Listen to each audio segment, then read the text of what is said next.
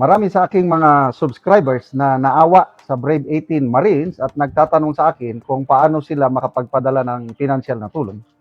Ako rin, naawa ako, naiyak nga ako habang pinapanood ko sila nung June 4 na hearing. Kaya kahapon, I was able to contact their group at pinagkatiwalaan ako, nagbigay sila ng number kung paano makapagpadala ng pera. Kahapon, nakapagbigyan ako ng malaki-laking amount galing sa sweldo natin sa YouTube. Naipadala ko na at yung isa sa kanila nag-text sa akin na, "Sir, malaking salamat sa padala mo na ipalibing ko na yung aking kapatid, yung namatayan." So, salamat. Yung mga gustong tumulong, voluntary lang, dito kayo magpadala. 0916-9000-997. Okay? GCash number ito. Mirna ang pangalan niya. As of now, may siyam na tao na nagpadala. Konti-konting amount lang. Kailang nakaipon na tayo ng 2,700 pesos.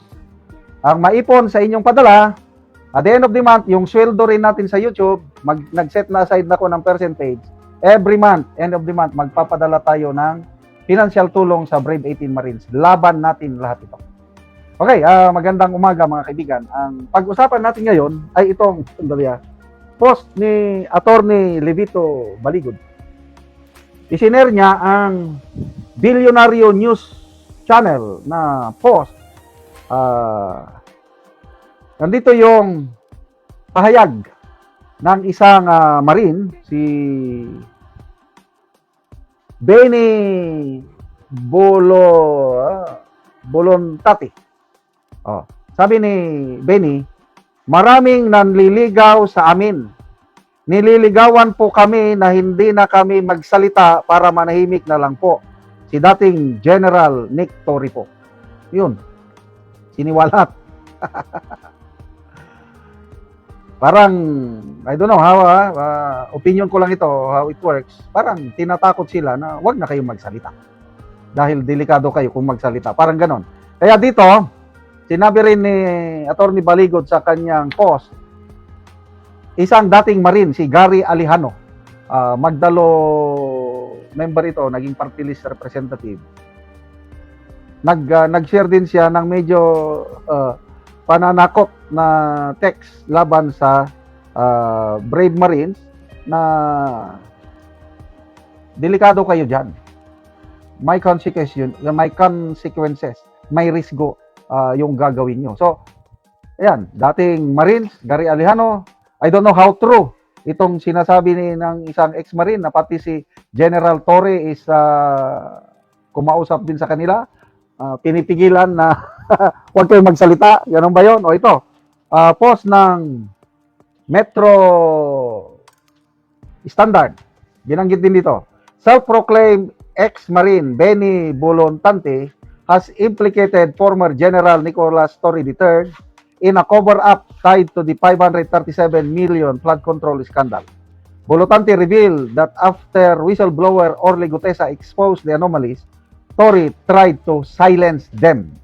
According to Bolontati, 4 of his companions were coerced into signing recantation affidavits to invalidate Gutesa's testimony out of fear for their safety. He further alleged that Torres' staff distributed 50,000 payouts to seal their silence.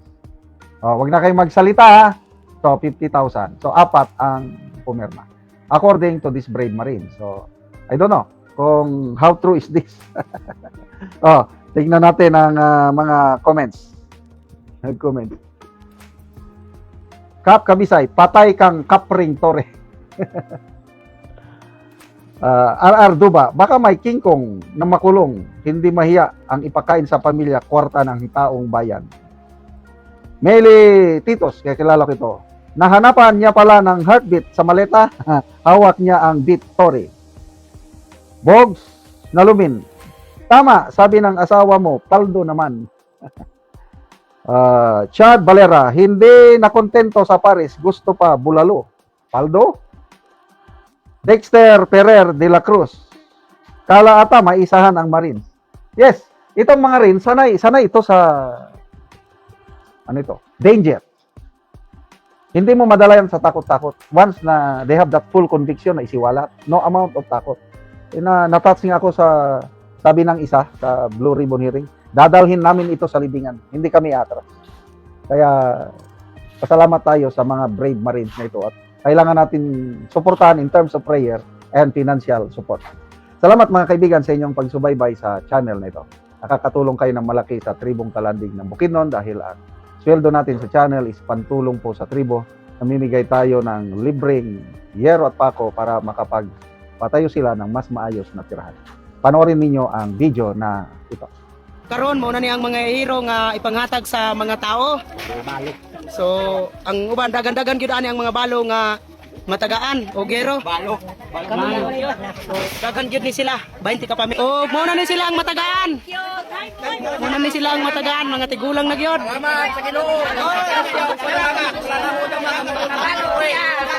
Pasalamat sila. Matagaan sila gero.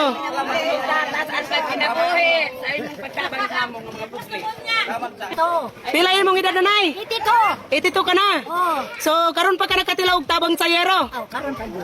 Alas kadugay na nanay sa imong pagkat. Naman sa mga kandidato. Oh. Ay, kandidato. Walay nakatabang yun. Wala. Dili na kandidato. Oo, ang mga kandidato walay nakatabang. So karon pa gid mo natabangan. Ako sa 67 akong edad. Oh. Ako sa iyong Rogelio Hawiran. Oh. Salamat kayo sa grasya ug panalangan niya gihatag sa amo. Wala na mo damang nga moabot sa among kinabuhi kami tiguang na sa akong asawa pareha na may 60 kapin. Dili mi pagkakayag trabaho. Dili mi makakaon ug dili mi makagbuso pasok ginagmay ug atagan mi sa among mga bata. Salamat kayo kay maghayran na akong balay sa sabay. Hapit na mo lang ka. Katulungan na gyud. Salamat kayo kay maritir na ginamo. Sa dugay panahon among pakandong. Salamat. Ikaw nanay, pila na imong edad nanay? 72. 72. So mga tigulang gyud ang matagaan karon og gero. So Pasko ra bagid karon nanay.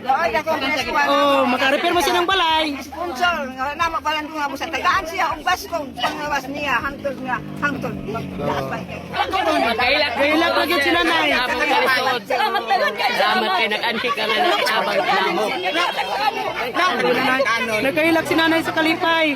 Kailan kasi may tungkol kay wala may mga bana na may nag-abang ka mo. Mabalo pagid ka nanay. Naunta nga Sige lang nanay. Tinabi, naunta nga. Diyos naman yung kagam, kagatulan nga matubang ka mo sa kanunay matag-adlaw. Kay ikaw nagagiya, ikaw nagiyahan sa kinong nga makatabang ka na mo. Kaya wagit may mo din na pagkabalay kung sa wala kay mga bana, way kasaligan. Ginoo na lang kinang may balo sa imo na akong sa ipangayon na mo sa kitasan. Kaya ako magtaas ka kinabuhi antod sa hangton kay aron daghan pang matabangan nimo sama ka na. Salamat kayo ante. Tuwa na imong ansin ante, gikuan na gidala. Muna ni ang sini ante. Tagaan mo gero. So muna ni gidagkuon sa buslot sa balay ni nanay sa nakahilak. Ihilak gid siya sa kalipay.